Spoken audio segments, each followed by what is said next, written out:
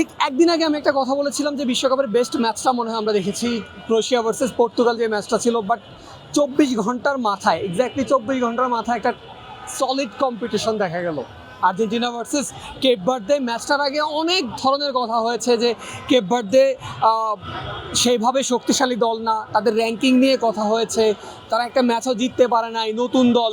Argentina ততদিন পর্যন্ত number 1 দল ছিল, এখন নাম্বার 2 দল, তারা ওয়ার্ল্ড চ্যাম্পিয়ন, অনেক ধরনের কথা হয়েছে। বাট কেপ ভার্দে 120 মিনিট ধরে, 90 মিনিটের খেলা, লস টাইম 8 মিনিটের পর, এরপর এক্সট্রা টাইমে গেছে 120 মিনিটে, সেখান পর্যন্ত কেপ ভার্দে প্রত্যেকটা মিনিট, প্রত্যেকটা সেকেন্ড বিশ্ব চ্যাম্পিয়নদের তারা হাড়ে হাড়ে টের পাইয়ে দিয়েছে যে অ্যাকচুয়ালি তারা ওয়ার্ল্ড কাপে খেলতে এসেছে। আর ওয়ার্ল্ড কাপে বড় দল ছোট দল বলতে কোনো কথা নেই। আমি ম্যাচের পর থেকে মিনিমাম 40 থেকে 50 জন Argentina long lasting fragrance get সমর্থকের সঙ্গে কথা বলেছি, তাদের প্রত্যেকেই একটা ব্যাপারে অ্যাগ্রি করেছে বা প্রত্যেকে একটা কথা বলেছে, সেই কথাটা হচ্ছে আতঙ্কটা তাদের এখনো রয়ে গেছে মনের মধ্যে। আতঙ্কটা কি আর আতঙ্কটা কে? আতঙ্কটা হচ্ছে ভজিনহা। প্রথম ম্যাচ থেকে, সেই স্পেনের ম্যাচ থেকে শুরু হয়েছে, আর্জেন্টিনার ম্যাচ দিয়ে তার বিশ্বকাপ যাত্রাটা শেষ হয়েছে। তবে যেতে যেতে সে যেটা দিয়ে গেছে, সেই আতঙ্কটা আর্জেন্টিনা ফ্যানরা আমার মনে হয় দীর্ঘদিন ধরে তাদের বুকের মধ্যে বয়ে বেড়াবে। অনেকে আমাকে বলছিলেন, ভাই ম্যাচ জিতে গেছেই, খেলা শেষ হয়ে গেছে, তবে হৃৎপিণ্ড এখনও কাঁপছে। কাঁপারই কথা। আর্জেন্টিনার 3টা গোল করেছে, 3টা গোল করার পরেও যেই জায়গাটাতে তারা পিছিয়ে আছে সেটা হচ্ছে ভজিনার কাছে। ভজিনা 8টা সেভ দিয়েছে এই ম্যাচে। আপনি চিন্তা করেন, এক পাশে লিওনেল মেসি খেলছেন, অপোজিট প্রান্তে দাঁড়িয়ে একজন গোলকিপার 8টা সেভ দিচ্ছেন, যিনি 40 বছরের বয়সী।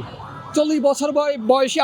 আমি প্রথম ম্যাচে আমি বলেছিলাম যে হচ্ছে আপনি ম্যানুয়েল নয়েরকে দেখেছেন, আপনি অলিভার কানকে দেখেছেন, ইকরা ক্যাসিয়াসকে দেখেছেন, আপনি বুফনকে দেখেছেন, আপনি ইয়াসিনের নাম শুনেছেন, কিন্তু এই ওয়ার্ল্ড কাপে ভজিনা এসে সে তার জাত চিনিয়েছে।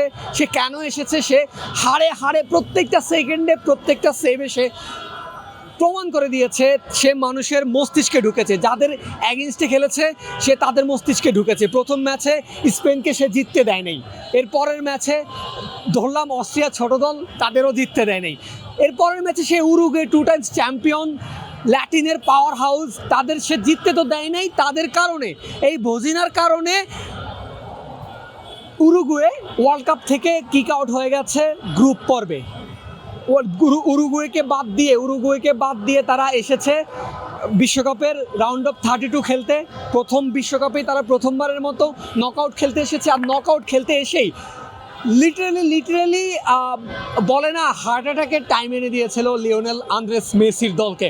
মেসিরা শেষ পর্যন্ত জিতেছে, তবে একটা ওন গোলে তারা জিতেছে, অর্থাৎ তারা বাড়তি গোলটা করে জিততে পারেনি। ওই বলটাও যদি রোমেরো হেডটা দিয়েছেন, চমৎকার একটা হেড দিয়েছেন মেসির ফ্রি কর্নার কিক থেকে, তবে হেডটা হয়তোবা সম্ভাবনা ছিল ভজিনা সেই হেডটাও বাঁচাতে পারেননি। কারণ হচ্ছে তার যে সেন্টার ব্যাক ছিলেন, সেন্টার ব্যাকের গায়ে লেগে, সেন্টার ব্যাকের শরীরে টাচ হয়ে বলটা ডিরেকশন চেঞ্জ হয়ে গেছে। আর ডিরেকশন চেঞ্জ হওয়ার কারণে তিনি গোলটা কনসিভ করেছেন এবং শেষ হয়েছে কেপ ভার্দের বিশ্বকাপ জার্নি। তারা দেশে ফিরে যাবে। তবে কেপ ভার্দে আফ্রিকার ছোট্ট একটা দেশ, মাত্র 5.5 লাখ মানুষের দেশ, 1500 বর্গ মাইলের একটা দেশ।